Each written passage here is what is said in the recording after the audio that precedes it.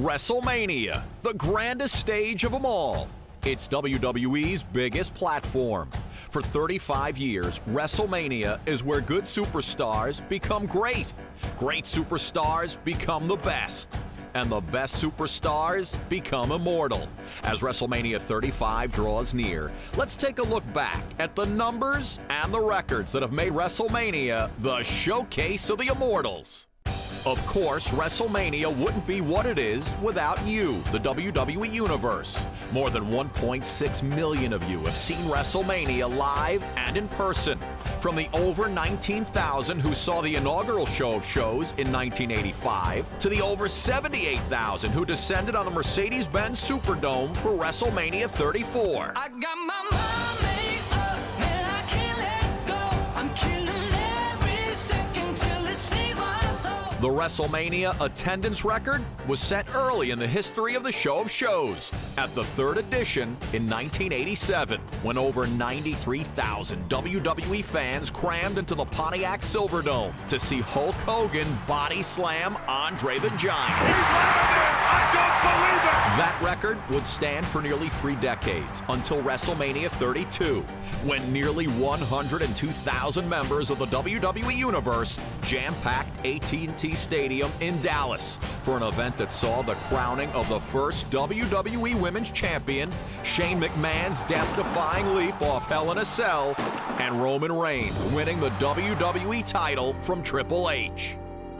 While we're on the subject of Triple H, although the game is one of the most prolific competitors in WrestleMania history, with legendary matches against the likes of The Undertaker, John Cena, and Randy Orton, the King of Kings holds the unfortunate distinction of having the most losses in WrestleMania history with 13. The record for most wins, of course, belongs to the dead man, The Undertaker, synonymous with WrestleMania, having competed 26 times on the grandest stage of them all. His streak of 21 consecutive WrestleMania wins may be the most untouchable record in all of sports entertainment. You should see me in a crowd. I'm gonna run, there's nothing to help. But even with the crushing streak-ending loss to Brock Lesnar and another to Roman Reigns, the Phenom's 24-2 record at the show of shows is far and away the best of all time. Speaking of time, the longest match in WrestleMania history took place at WrestleMania 12, the all-time classic 60-minute WWE Iron Man match between Shawn Michaels and Bret the Hitman Hart. 1 hour wasn't enough to determine a winner in that one, as a 0-0 tie at the end of the time limit forced the epic contest into overtime, where HBK scored the only fall of the match to win his first WWE Championship. The total time of the match, 61 minutes and 52 seconds. In terms of mere seconds, King Kong Bundy set the bar for the shortest match at WrestleMania at the very first one, crushing SD Jones in 24 seconds.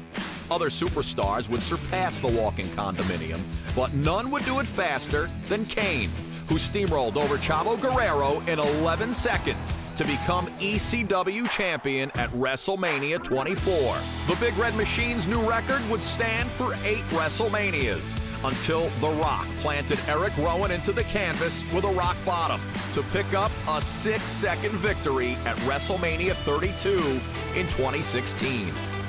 Will anyone try and shatter the Great One's electrifying record this year?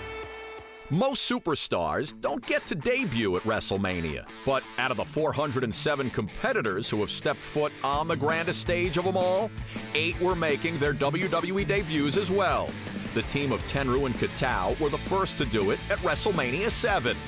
Big E and Fandango were next at the 29th show of shows. Sting wrestled his first ever WWE match against Triple H 2 years later. Baron Corbin debuted by winning the Andre the Giant Memorial Battle Royal the following year.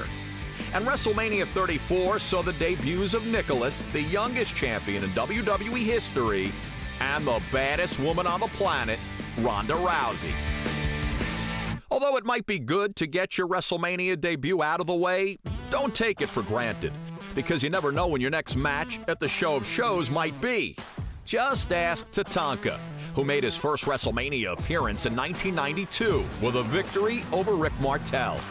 After defeating Shawn Michaels at WrestleMania 9 1 year later, he would not step foot on the grandest stage of them all again for 23 years, when he was a surprise entrant in the Andre the Giant Memorial Battle Royal in 2016.